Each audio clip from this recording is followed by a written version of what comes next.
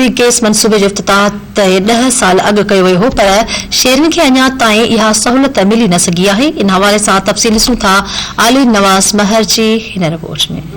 ठिकराटो ऐं भरपासे जी 50,000 खां मथे आबादी जा रहवासी सुई गैस जहिड़ी सहूलियत खां महरूम बणियल आहिनि।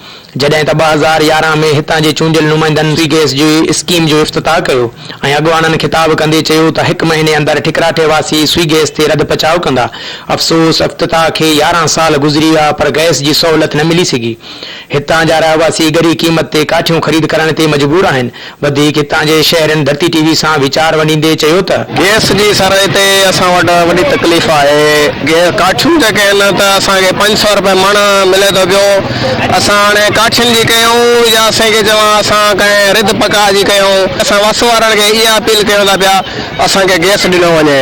बुनियादी सहूलियतूं आहिनि, गैस आहे, रोड आहिनि, बिजली हुन असां वटि तमामु ई घणी जेको आहे सो तकलीफ़ आहे। इन करे असां वस वारनि खे अपील कंदासीं त असांखे गैस जी जेका सहूलियत जेको इफ्तिताह 2011 में कयो वियो, 2021-22 ते असांखे अञा ताईं न मिली सघियो। मसइला मसाइल पेश अचनि था ऐं उहे मरीज़ जेके दुए में काठियुनि में जेके माना घर जो रद पचा कंदियूं उन्हनि खे तमामु ई घणे साह जे नालनि में जेको आहे उनजा इंफेक्शन थियनि था, उनखे बलगम थिए थो, उनमें साह में मसइला पेश अचनि था। 12 साल थी विया आहिनि, गैस मंज़ूर थियो आहे शहर ठिकराटे जो, अञा गैस न आयो आहे। असां वटि काठियुनि जो बोरान आहे, काठियूं जेके आहिनि महांगियूं आहिनि, 500-600 रुपया मण गुटको मिले थो। डिवीज़न आहे हुनजे 2 नंबर ते शहर आहे, जेतिरो हिनमें तरक़ियाती कम आहिनि या वापारी लिहाज़ सां कमकार हले थो। उन खां 2011 में उन गैस जो जेको इफ्तिताह कयो वियो, 2011 खां हाणे 2022 लॻे थो पियो। हिन महिल ताईं जेको आहे गैस हिन शहर खे न मिली सघी। उन खां पोइ काठी जेकी आहे महांगी थी वई आहे। असांजी खुर्शीद शाह खां इकरामदार जी अपील आहे त जेको गैस जी इफ्तिताह करे उहो असांखे ॾिनो वञे।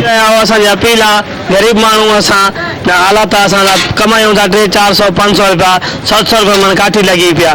हे हालात बीमार थियूं था, कोई टीबी जो मरीज़ थी आहे, दुए ते काठियूं कई दुए आहे, कोई कीअं आहे, 1000 रुपया मन काठी ॾींदा, 700-800 रुपया बचे कुझु कोन थो। घर छा कयूं, असां परेशान आहियूं सॼी। सिंध हुकूमत तोड़े पीपल्स पार्टी जी आला क़यादत खे घुर्जे त नोटिस वठी पीपी जो गढ़ सम्झो वेंदड़ क़दीमी शहर ठिकराठो ऐं भरपासे में सुई गैस जी सहूलियत फराहम कई वञे, जीअं हितां जा रहवासी वधीक तकलीफ़ुनि खां बची सघनि।